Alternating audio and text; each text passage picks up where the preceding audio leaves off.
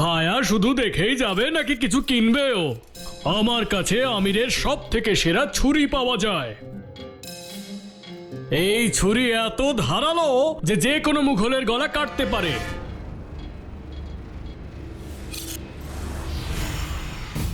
ধার এটাকেই বলে? তোমার এসব জং ধরা ছুরিগুলো ধারের মানেই জানে না।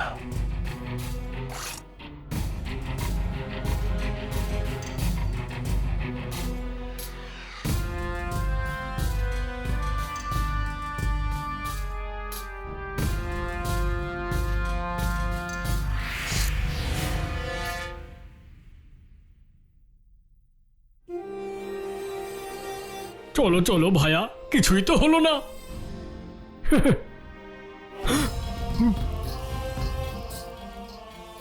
মেনে নিলাম ভায়া। তা তোমার নামটা কি শুনি? আমি যদি বলি আমার নাম শাহেনশাহ সালতানাত মোহাম্মদ জালালউদ্দিন, তাহলে তাহলে আমি বলবো যে আমি রাজা বারমাল। জালালউদ্দিন মোহাম্মদ, তাও একলা। কেন? সে কি একা আসতে পারে না? রাজপুতানার রাস্তায় হাঁটা আর মরুভূমিতে জল খুঁজে পাওয়া সহজ ব্যাপার নয় ভায়া। আর কোনো মুঘলের গলা কাটাও অতটাও সহজ নয়। যেভাবে ছুরিতে ধার দেওয়ার জন্য আমাদের পাথরের প্রয়োজন হয়, ঠিক তেমনি তীক্ষ্ণ বুদ্ধির জন্য প্রয়োজন হয় চিন্তা ভাবনার। জালাল কিন্তু এখানে একাই আসতে পারে দাদা। যথাজ্ঞা মুঘল সাম্রাজ্যের শাহেনশাহ জালালউদ্দিন মোহাম্মদের।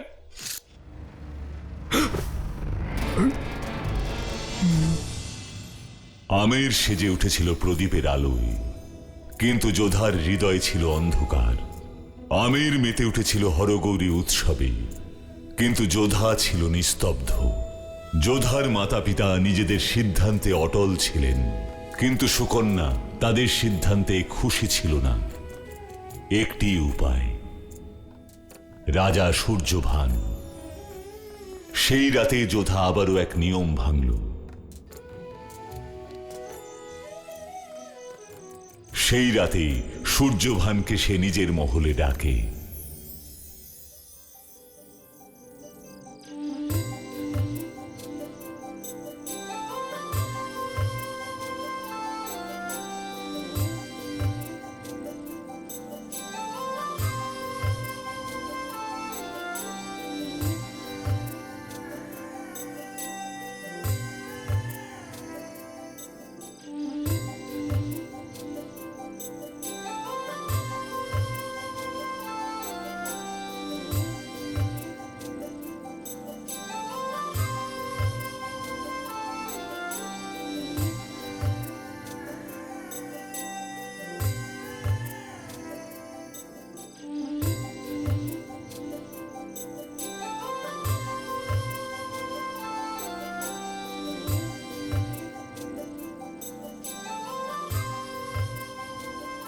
আমি কি তার সাথেই কথা বলছি যে আমাকে পত্র পাঠিয়েছিল?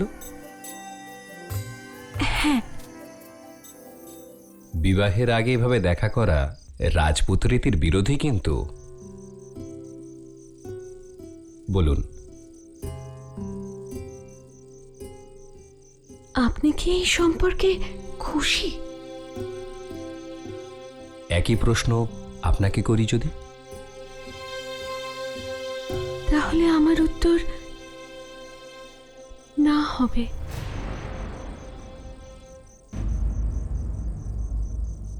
কেন? কারণ আমার বোন সুকন্যা আপনাকে পছন্দ করে। সেদিন মেলায় যে হারটা আপনি আমায় ফেরত দিয়েছিলেন সেটা আমার ছিল না, আর আপনি সেদিন আড়াল থেকে যাকে দেখেছিলেন সেও আমি ছিলাম না। কিন্তু আমি যাকে পছন্দ করেছি সে তো আপনিই যোধা।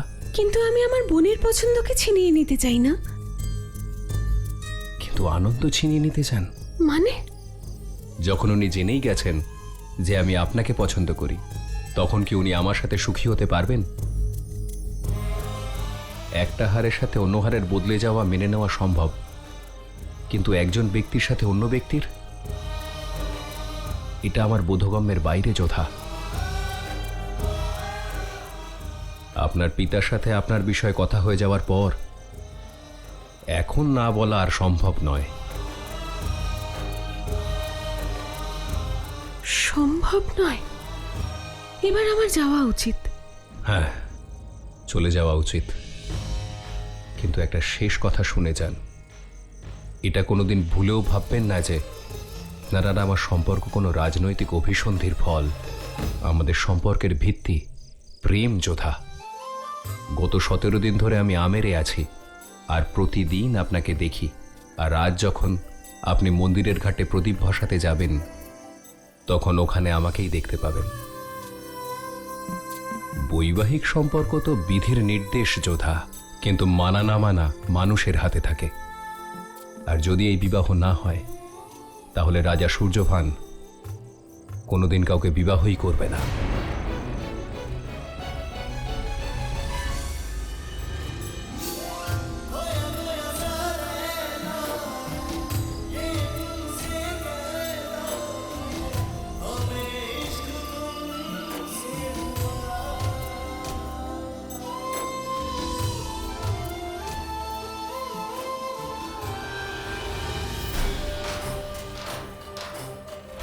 সবাই হরগৌরী উৎসবে মেতেছিল। এক মুহূর্তের জন্য জালালও ভুলে গেছিল যে সে শত্রুপক্ষের এলাকায় চলে এসেছে। মরুভূমির মধ্যে যেন এক অন্য পৃথিবী। সেই দিন জালালের চোখ যেন কাউকে খুঁজছিল। জালাল ছিল এক পৃথিবীর মানুষ, আর যোধা ছিল অন্য পৃথিবীর। সাবধান, আমের রাজ পরিবারের সওয়ারি আসছে। সাবধান, রানী ময়নাবতীর জয়, রানী ময়নাবতীর জয়, রাজকুমারী সুকন্যার জয়, রাজকুমারী সুকন্যার জয়, রাজকুমারী যোধার জয়, রাজকুমারী যোধার জয়।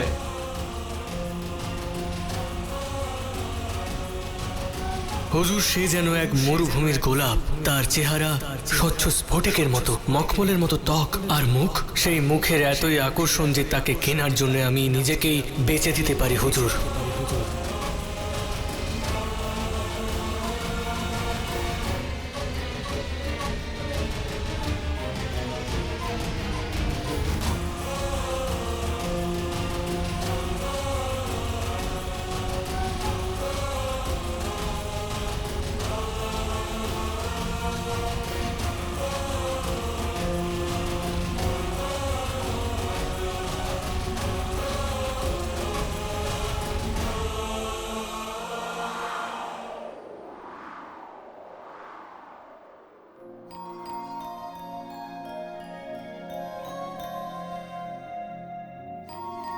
স্থির হয়ে গেছিল চোখ, থমকে গিয়েছিল শ্বাস, হারিয়ে গিয়েছিল তার ভাষা।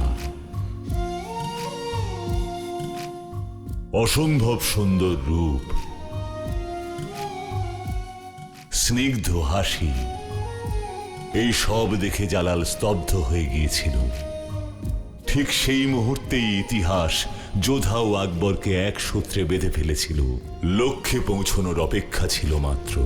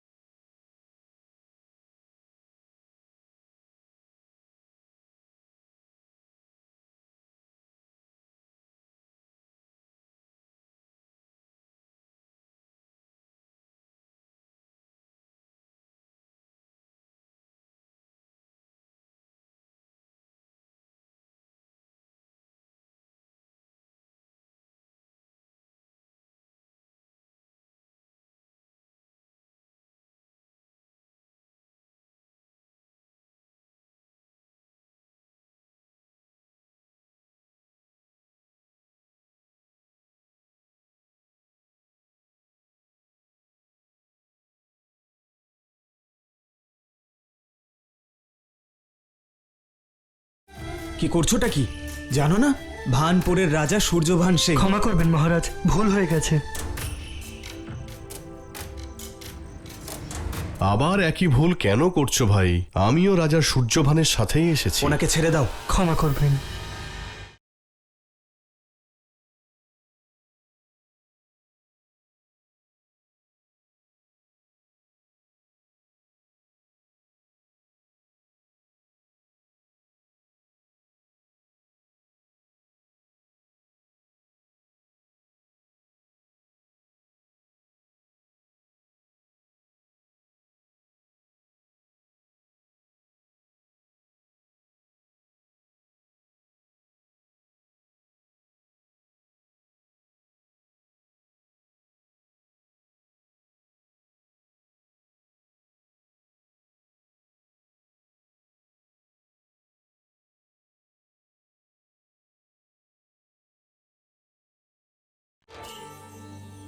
প্রদীপ ভাসাও। আমি ভাষাই বা না ভাষাই কি যায় আসে মা? বিয়ে তো দিদির হচ্ছে, তাই পুজোর নিয়ম তো দিদির পালন করা উচিত। দিদি বড়, আমি তো ছোট, তাই না? সুকন্যা,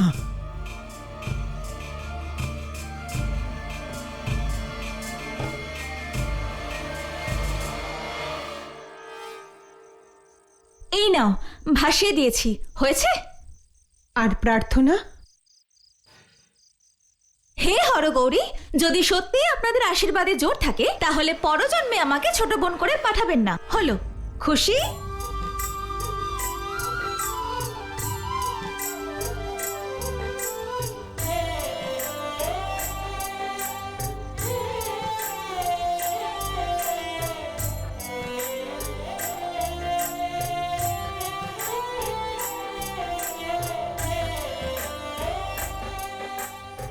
এসব তো তুমি সবই জানো যোধা, তবু নিয়ম পালন করলে ভগবান খুশি হন। কথায় আছে, জলে প্রদীপ ভাসালে সেই আলোতে এক মুহূর্তের জন্য তুমি তোমার ভবিষ্যৎ দেখতে পাবে। প্রদীপটা ভাসাও।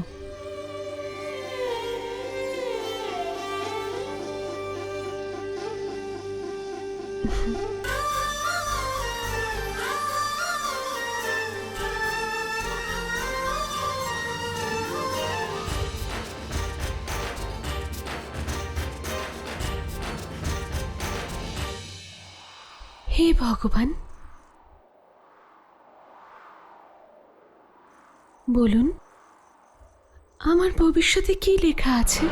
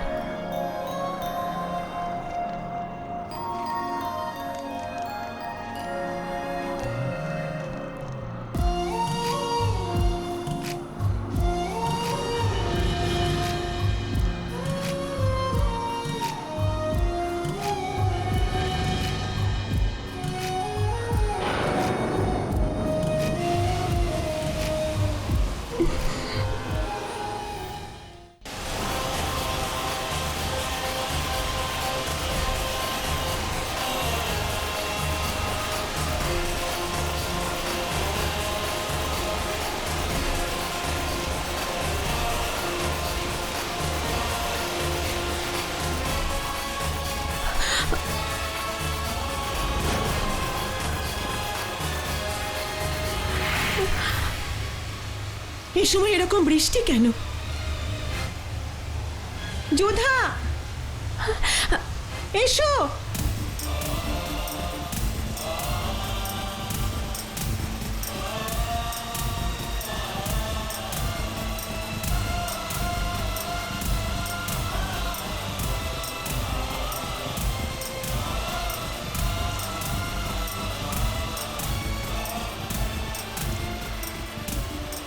হরগৌরীর উৎসবে চৈত্র মাসে বৃষ্টি শুভ লক্ষণ নয় যোধা।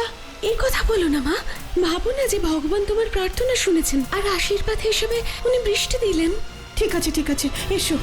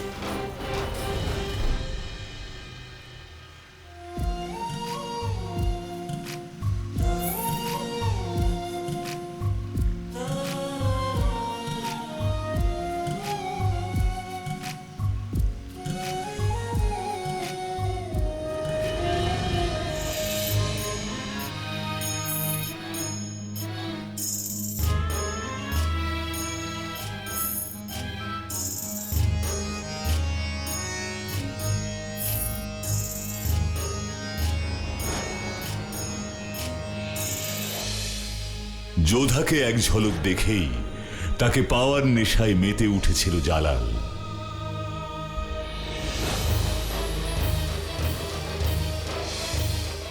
আমেরে অনেক সুন্দরী নারী ছিল, কিন্তু জালালের কাছে আমেরের একটাই পরিচয়, যোধা।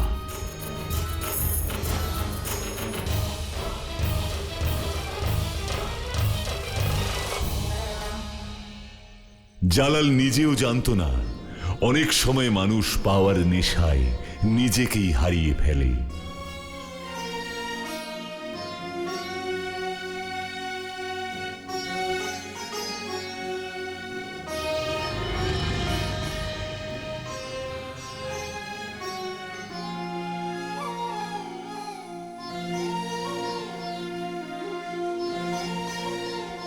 তখন জালালের ধ্যান জ্ঞান ছিল একমাত্র যোধা।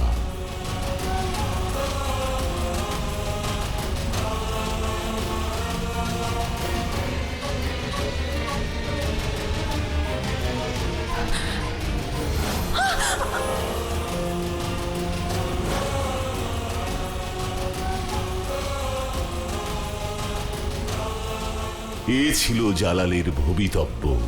ইতিহাসে তা লেখা হয়ে গিয়েছিল, শুধু অপেক্ষা ছিল সময়ের।